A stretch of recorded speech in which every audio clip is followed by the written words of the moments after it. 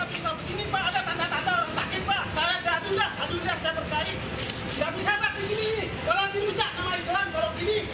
Seorang pasien positif virus corona di Kabupaten Cakranegara, Mataram, Nusa Tenggara Barat nekat sholat tarawih dan menolak dijemput petugas medis untuk diisolasi di RSUD Mataram Rabu lalu. Pasien positif corona sempat berdebat dengan petugas medis karena dirinya merasa sehat dan tidak memiliki keluhan. Pria berusia 57 tahun diketahui pernah menghadiri Ijtima Ulama Sedunia di Goa.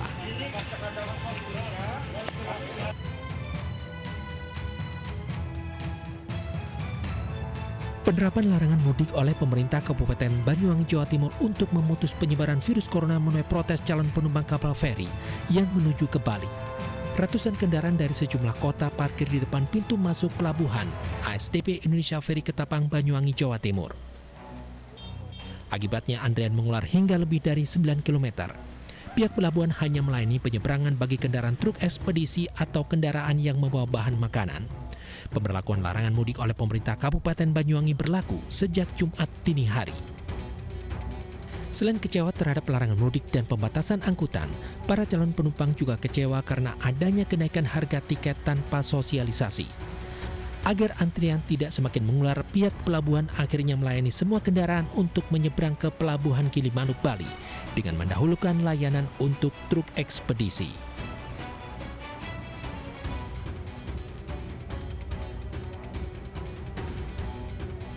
Beberapa warga yang nekat mudik saat pandemi corona dengan menumpang truk dipergoki polisi saat melintas di Tol Cikarang Barat kilometer 31. Warga yang nekat mudik ke Brebes beralasan karena tidak ada pilihan lain untuk menyambung hidup di Jakarta setelah tidak menerima gaji selama 2 bulan. Enggak kan, kata Pak Jokowi juga kan yang maksudnya yang di sini ngerantau, tapi nggak ada penghasilan kan boleh pulang. Jadi saya konfirmasi dulu kan sama keluarga bisa pulang apa enggak. Ya udah pulang aja daripada di sana nggak bisa makan kan. Karena saya libur 2 bulan tuh nggak digaji sama sekali kayak gitu. Sebelum diketahui membawa penumpang, sopir sempat menyatakan bahwa truk tidak membawa muatan apapun.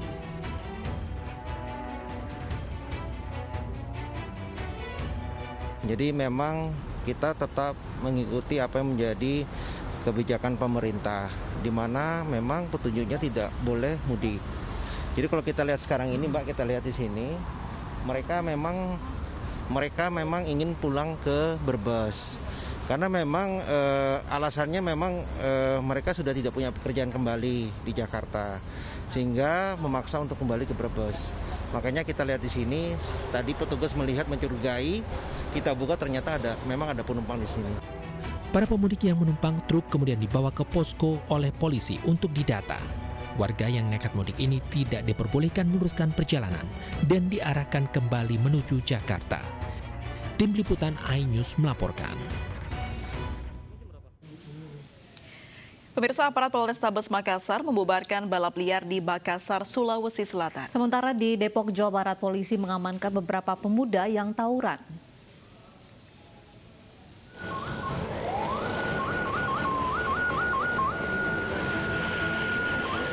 Aksi kejar-kejaran mewarnai pembubaran balap liar sekelompok pemuda di Jalan Harstasning Raya, Kecamatan Rapocini, Kota Makassar. Para pelaku balap liar panik dan berhamburan saat mengetahui kedatangan petugas dari Polsek Rapocini dan tim Patmor Polda Sulsel.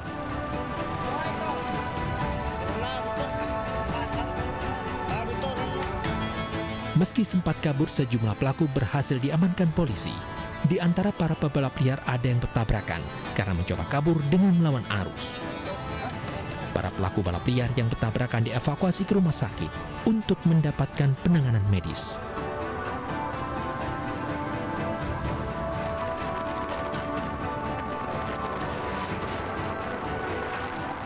Dalam pandemi COVID-19 yang seharusnya masyarakat diimbau untuk tidak keluar rumah, 2 kelompok remaja di Bojonggede, Depok, Jawa Barat justru tawuran.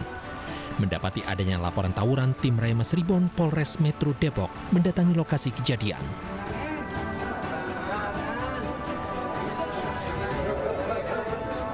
Dipicu saling ejek hingga membuat kedua kelompok remaja bentrok.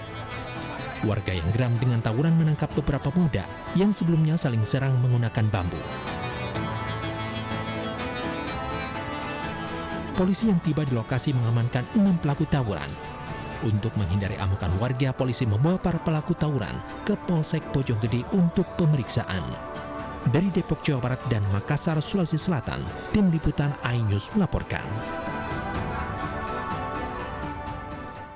Hari ke-8 larangan mudik, petugas gabungan tetap berjaga di sejumlah titik pemeriksaan. Bagi yang melanggar akan dikenakan sanksi.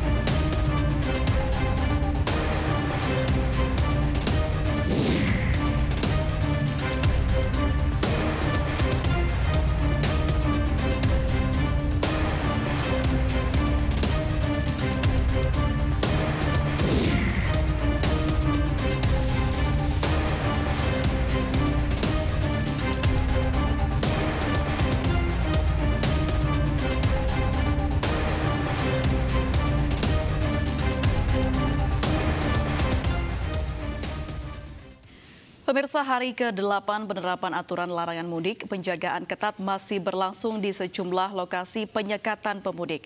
Masih adakah pelanggar di hari ini? Kita langsung bergabung dengan Bernadetta Ginting di Tol Cikarang Barat, Kabupaten Bekasi, Jawa Barat, dan Luis Ayu di Tol Bitung, Tangerang, Banten.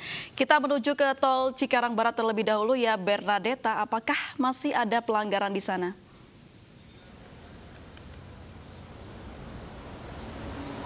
Baik, Uci dan juga April, hingga pukul 18 waktu Indonesia Barat masih terdapat pelanggaran ataupun juga kendaraan yang diminta putar balik kembali ke Jakarta oleh petugas kepolisian.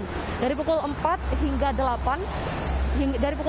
6 sore ada 42 kendaraan yang diminta putar balik, sehingga per tanggal 1 Mei ini ada 570 lebih kendaraan yang diminta putar balik ke arah Jakarta. Dan rata-rata kendaraan yang diminta putar balik ini adalah kendaraan yang masih nekat untuk mudik ke kampung halaman ataupun mereka yang tidak dapat menunjukkan surat keterangan dengan dalih akan melakukan perjalanan untuk kegiatan pekerjaan. Dan memang saat ini pemeriksaan masih beristirahat terlebih dahulu karena tadi petugas akan melakukan buka puasa dan nanti baru akan dimulai pada pukul 18.30. Di gerbang tol Cikarang Barat ini, Uci, April, dan juga pemirsa, mungkin masih banyak sebagian masyarakat yang bingung apa saja pemeriksaan yang dilakukan.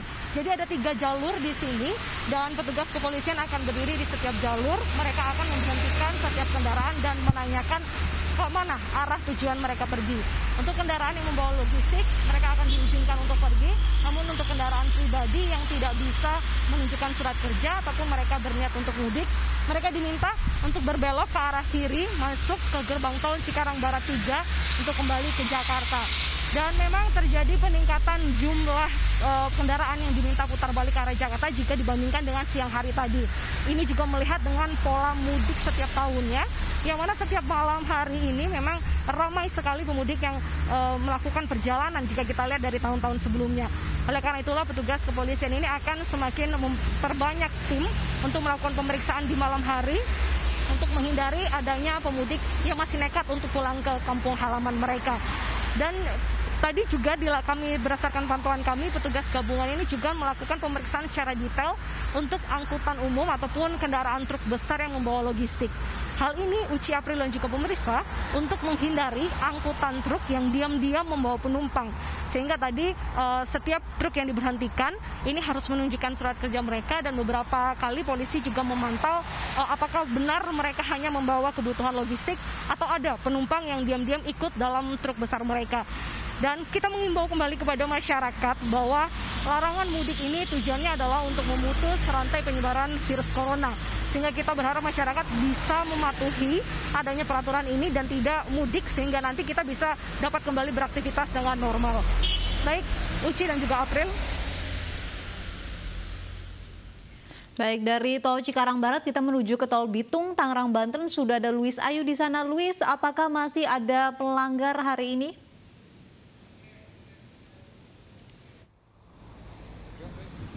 Ya baik, April, Uci dan juga pemirsa, pos penyekatan tol Bitung ini terbilang lebih sedikit jumlah kendaraan yang melintas, tidak seramai pada hari-hari biasanya.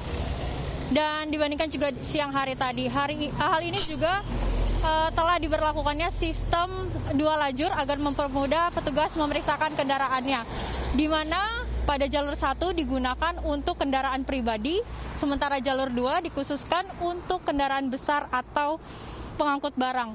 Dapat pemirsa lihat di layar kaca Anda saat ini, pada sisi sebelah kanan saya nampak lancar.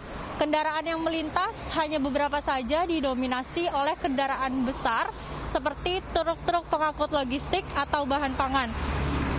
Ini merupakan jalur tol untuk menuju ke arah Merak, Banten. Memang kendaraan didominasi atau memang diperbolehkan hanya kendaraan logistik saja atau pengangkut pangan atau mobil pemadam kebakaran saja. Jika ada kendaraan pribadi atau travel atau bus yang akan ke arah ini harus melalui tahapan pemeriksaan petugas terlebih dahulu. Jika tidak memiliki kepentingan khusus atau bahkan ada yang ketahuan akan mudik, maka secara otomatis petugas akan meminta kendaraan tersebut menuju ke arah atau ke jalan yang berada di sisi sebelah kiri saya saat ini. Artinya kendaraan tersebut diminta untuk putar balik kembali ke Jakarta atau ke daerah asal di kilometer 26 ini sendiri. Jika pada pagi hari tadi hingga siang hari tadi tercatat ada 93 pelanggaran, di sore hari ini sudah menurun, yaitu sekitar 3 kendaraan pribadi dan 16 kendaraan bus atau travel yang diminta putar balik. Artinya terjadi penurunan pelanggaran kendaraan yang akan mudik.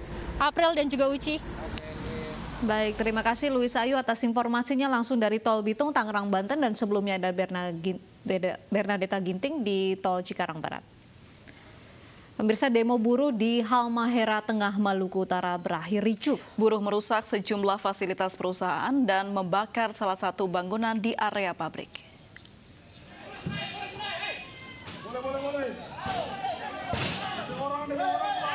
Kemarahan buruh ini terjadi setelah pihak perusahaan tidak menemui buruh untuk bermediasi seputar kebijakan kerja yang diberikan perusahaan kepada buruh.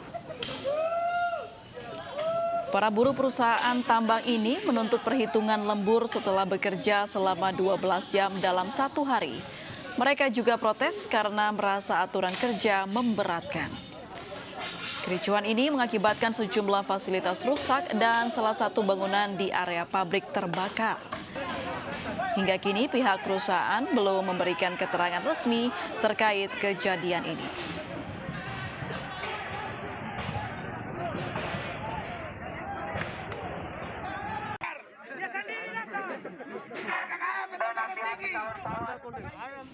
Ya, pemirsa, informasi terbaru mengenai kericuhan demo buruh di Halmahera Tengah. Kami sudah bergabung dengan AKBP Niko Andreano Setiawan, Kapolres Halmahera Tengah. Selamat sore, Pak Niko. Ya, baik Pak Niko, bagaimana situasi terakhir di lokasi, Pak?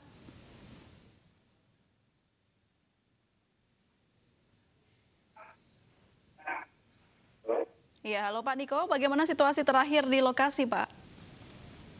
Sekarang ini sudah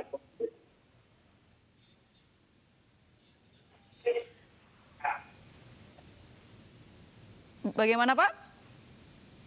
untuk saat ini situasi sudah kondusif.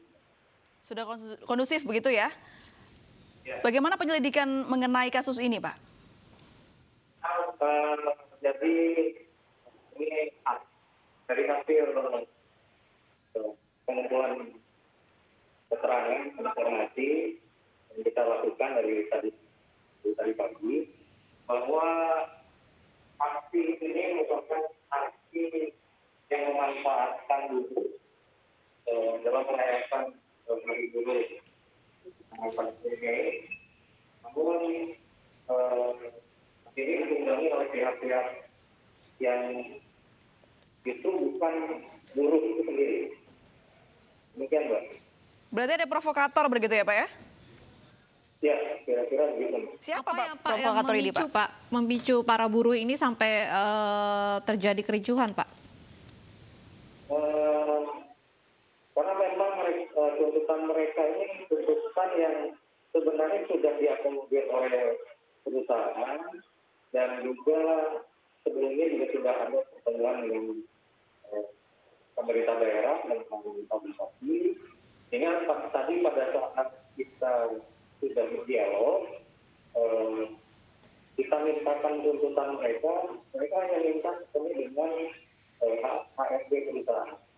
Tapi ketika ditanya apa yang akan disampaikan, mereka sendiri tidak bisa menyebutkan apa yang akan mereka tuntut ke perusahaan. Sudah ada dialog, Pak, dengan pihak perusahaan sendiri?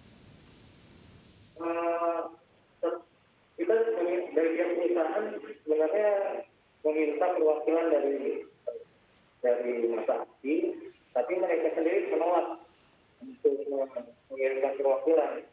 Karena tidak ada titik temu, akhirnya mereka membubarkan diri. Nah, justru pada saat membubarkan diri, aksi anarkisnya timbul. Baik. Terima kasih Pak Niko sudah bergabung bersama kami di ini sore.